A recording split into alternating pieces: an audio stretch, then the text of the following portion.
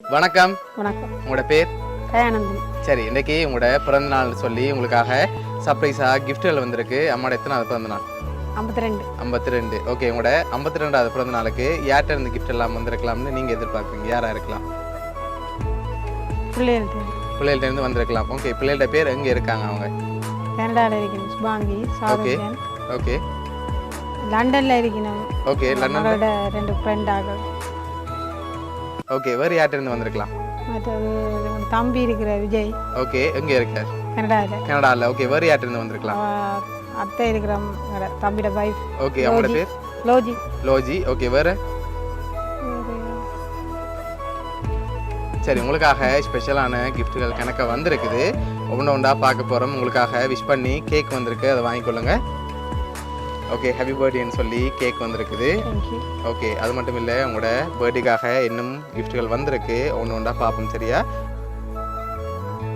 சரி, இப்போ உங்களுக்காக வந்த அடுத்தடுத்த கிஃப்ட்டுகளை பார்க்கும் முதல் வேறு யார்கிட்ட இருந்தெல்லாம் வந்துக்கலாம்? சரி, உங்களுக்காக வந்த அடுத்த கிஃப்டை வாங்கிக்கொள்ளுங்க. ஓகே, இதுக்குள்ள ஒரு கிஃப்ட் ஒன்று வந்திருக்கு. என்ன வந்திருக்கலாம்?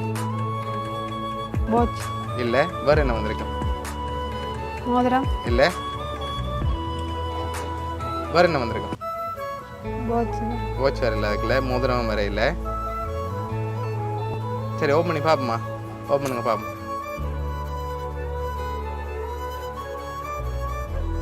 எவ்வளோ மாதிரி இருக்கு? 30,000 ரூபா வந்திருக்கா? அதை விட கூடத்தான் வந்திருக்கு. 50 இல்லாட்டி அதை விட கூட வந்திருக்குமா?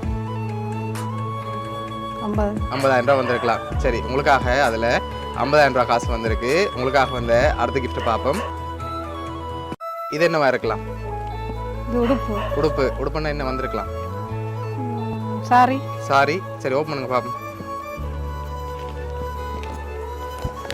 ஓகே, உங்களுக்காக சாரி வந்திருக்கு. உங்களுக்காக வந்த அடுத்த பர்த்டே கிஃப்ட் பார்க்க போகிறோம். ஓகே, இதை வாங்கிக்கொள்ளுங்க.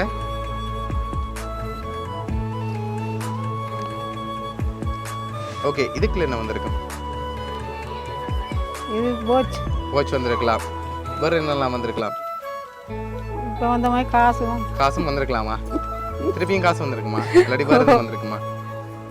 வாட்ச் இல்லாட்டி காசு இல்லாட்டி மோதிரம் ஏதாவது வந்திருக்கலாம். சரி, தரங்க பாப்போம். காசு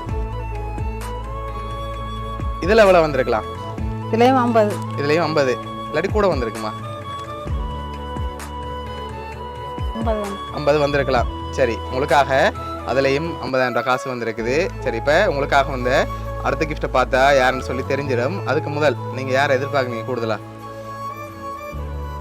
பிள்ளைகள் தான். அவங்கள்ட்ட இருந்தால் வந்திருக்குமா? அப்படி வேறு யாரும் செஞ்சுருக்கலாமா?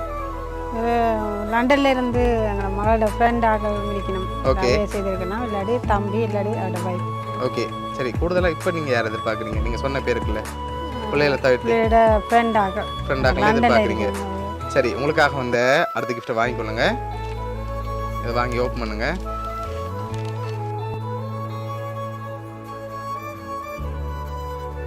ஹாப்பி பர்த்டே அம்மான்னு சொல்லி ஃபோட்டோ ஃப்ரேம் வந்திருக்குது. சரி, உங்களுக்காக இதெல்லாம் யார் அனுப்பியிருக்காங்கண்டா, உங்களோட பிள்ளைகள் வந்து என்னென்ன அரேஞ்ச் பண்ணியிருக்காங்கன்னு சொன்னால், கேக்கன் 1,00,000 காசு அனுப்பியிருக்காங்க. 50,000 படி. அதோட உங்களுக்காக சாரி அனுப்பி வந்து கனடாலேருந்து உங்களோட தம்பியோட வைஃப் லோஜி வந்து அனுப்பியிருக்காங்க. என்ன சொல்ல ஆசைப்படுறீங்க இந்த 3 பேருக்கு?